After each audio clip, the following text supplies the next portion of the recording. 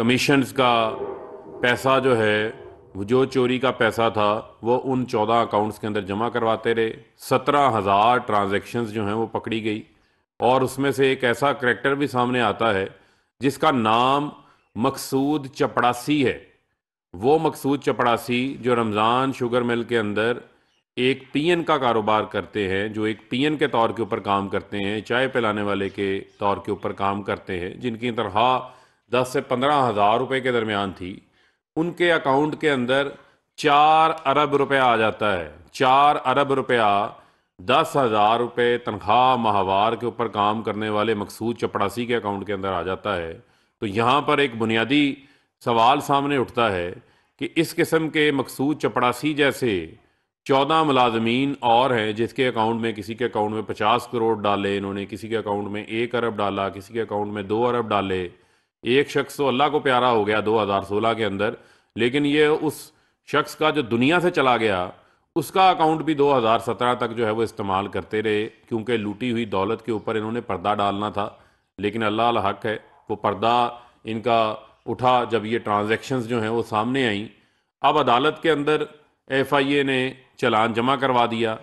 9 बार शहबाज शरीफ जो है मुख्तलिफ तरीक़ों से, मुख्तलिफ हेले बहानों से, जब से ये केस शुरू हुआ, इस केस में जो है वो इल्तवाएँ ले चुके हैं। अब बुनियादी तौर के ऊपर होना तो ये चाहिए कि आप इस मुल्क के अंदर जो है वो 3 बार वज़ीर आला रह चुके हैं, 3 बार नवाज शरीफ वज़ीर आज़म रह चुके, उसके बाद वो भी करप्शन के ऊपर जो है वो नाहल हुए, चोरी के ऊपर नाहल हुए। जो 4 फ्लैट्स उन्होंने लंदन में ले रखे थे उसकी ट्रेल देने में नाकाम रहे, कतरी खत लेकर आ गए। होना तो ये चाहिए कि इनको जिम्मेदारी का सबूत देना चाहिए। ये एक तरफ कहते हैं जी ट्रांसपेरेंसी इंटरनेशनल के अंदर पाकिस्तान की रैंकिंग नीचे आ रही है, दूसरी जानिब ये पाकिस्तान का जो जुडिशल प्रोसेस है उस प्रोसेस को इंसाफ के रास्ते के अंदर सबसे बड़ी जो रुकावट है, वो इस वक्त सबसे ताकतवर कौन है जिसका केस चल रहा है? या वो शहबाज शरीफ है या आसिफ अली जरदारी है। जब मैं ताकतवर की बात कहता हूँ तो ताकतवर का मकसद ये है कि ये वो लोग जो इक़्तिदार में रहे, जिन्होंने इक़्तिदार में रहकर माफिया की तरह जो है वो ऑपरेट किया, लूट मार करते रहे, चोरी करते रहे और एक निज़ाम को करप्ट करने के अंदर इन्होंने अपना एक भरपूर किरदार अदा किया। होना तो ये चाहिए कि इनके केसेस की जो है वो रोज़ाना की बुनियाद के ऊपर डे टू डे हेयरिंग होनी चाहिए। लेकिन होता क्या है कि इनके वकील जो हैं वो हर बार बीमार हो जाते हैं। अमजद परवेज़ साहब आज भी वकील बीमार हैं, वो पेश नहीं होते। नैब के अंदर इनका 7.5 अरब रुपए का TTO का केस है, वहाँ भी ये इल्तवा ले लेते हैं, क्योंकि वहाँ भी पैसे TTs उन लोगों ने लगाई हैं जो को बेचारा सरगोदा का रहने वाला है, वो फेरी लगाता है, रेडी लगाता है वहाँ पे। वो कभी ख्वाब में लंदन नहीं गया, लेकिन ये ऐसे शरीफ खानदान ऐसा वारदातिया है कि इन्होंने उनके नाम के ऊपर भी वारदात डाल दी, उनके नाम के ऊपर भी जो है वो पैसा लूट लिया। वो लंदन से बैठ के पैसे हमजा शहबाज, सलमान शहबाज और शहबाज शरीफ और इनके ख़ानदान, इनकी फैमिली के लोगों के अकाउंट्स के अंदर टीटियां लगा रहे हैं। वहाँ भी ये इल्तवाओं के पीछे छुप जाते हैं, गवाहों की क्रॉस एग्जामिनेशन नहीं हो पाती जब वकील नहीं आता। तो ये डिलेइंग टैक्टिक्स हैं, ये केसेस को इल्तवा का शिकार करना चाहते हैं।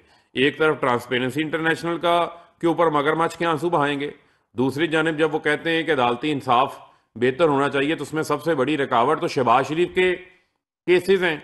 जब ताकतवर को हाथ पड़ेगा तो मैं समझता हूं कि उससे जो जस्टिस इंसाफ का जो निज़ाम है वो और मजबूत होगा और तगड़ा होगा।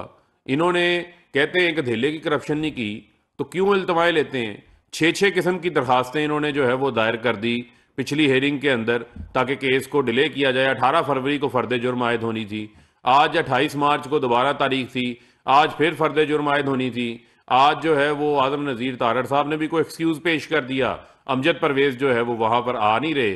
तो मुझे ये बताएं कि जिसने चोरी की होती है, जिसने किकबैक्स ली होती हैं, जिसने करप्शन की होती है, जिसने कमीशन ली होती है, वो इस किस्म की इल्तमाएं लेता है, वो इस किस्म की तारीखों के पीछे छुपता है, वो केस को जो है वो आगे नहीं चलने देता। शहबाज शरीफ, आपकी करप्शन का चेहरा जो है वो बेनकाब हो चुका हुआ है, आपकी लूटमार जो है वो रंगे हाथों पकड़ी गई है।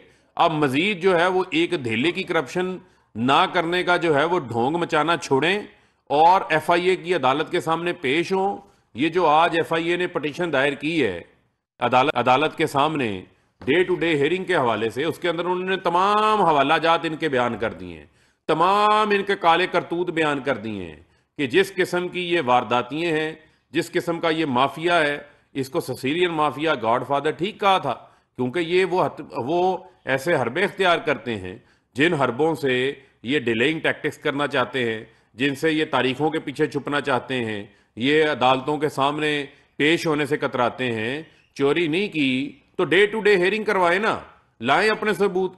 वो सलमान शहबाज जो कि जिसने जाली अकाउंटों का जो गुरु है, जो जाली अकाउंटों का जो है वो बादशाह बना हुआ है, जिसने ये सारे बेनामी अकाउंट्स बनाकर आपको फायदा पहुंचाया शहबाज शरीफ को, क्योंकि शहबाज शरीफ ने तो बतौर वज़ीर सलमान शहबाज हमजा शहबाज को लूट मार की खुली छूट दी हुई थी कि आप लूटते रहो, मेरे इक़्तिदार का जो है वो आप नाजायज़ फायदा उठाते रहो।